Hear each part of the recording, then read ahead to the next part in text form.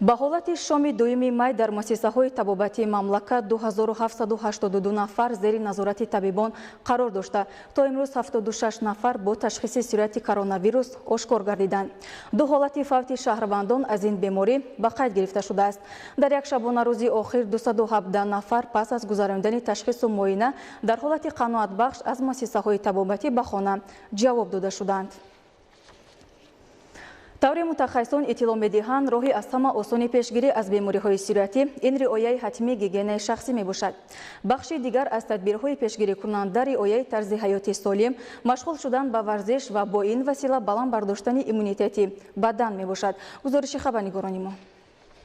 риояи қоидаҳои гигиенӣ боис мегардад ки шахс пайваста солим бошад ва аз тироятёбӣ ба ҳар гуна бемориҳои гузаранда танаш ҳифз карда шавад. баланд бардоштани маърифати санитарию эпидемиологии аҳолӣ низ аз бартариятҳое мебошанд ки дар ин самт метавонанд таъсири мусбат гузоранд.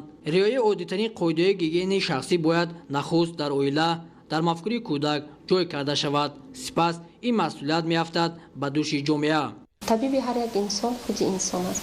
пеш аз оне ки мо бемор нашавем, хоҳем агар бемор нашудан, мо бояд гигиенаи шахсиро аз худи ҳамон хонаи худ оғоз намоем. яъне ки инсон бояд дастони худро бо собун шуста, гигиенаи шахсии худро дар ҷои аввал дониста, яъне ки пеш аз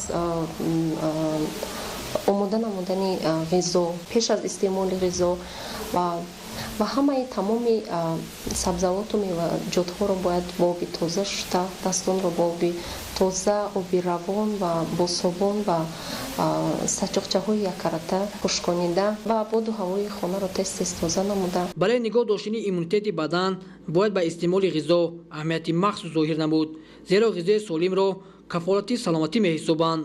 тарзи ҳаёти солим барои мӯътадил нигоҳ доштани ҳолати осебпазири бадан ва баланд бардоштани иммунитет хеле муфид аст. тарғиби тарзи ҳаёти солим ҷамъ намудан ба варзиш низ метавонад дар ин самт муассир бошад. якум дараҷа ин гигиенаи шахсӣ, дуюм дараҷа ин бақувват будани системаи иммунии организм мебошад. барои системаи иммунии одам бақувват бошад, мо бояд аз меваҷоту сабзавотҳои тару тозаи ватании худ бештар истифода бурда ҳар саҳар машғули обутоби бадан бошам. тавре дар урфият мегӯянд пешгирӣ беҳтар аз табобат аст. асон барои пешгирии бемориҳои сироятӣ роҳҳои нафас ки бо роҳҳои яъне ҳавои қатрагӣ интиқол меёбад, албатта риояи гигиенаи шахсӣ аслан муҳим аст. тарзи риояи дуруст сурфа кардан, пӯшидани ниқобҳои муҳофизатӣ.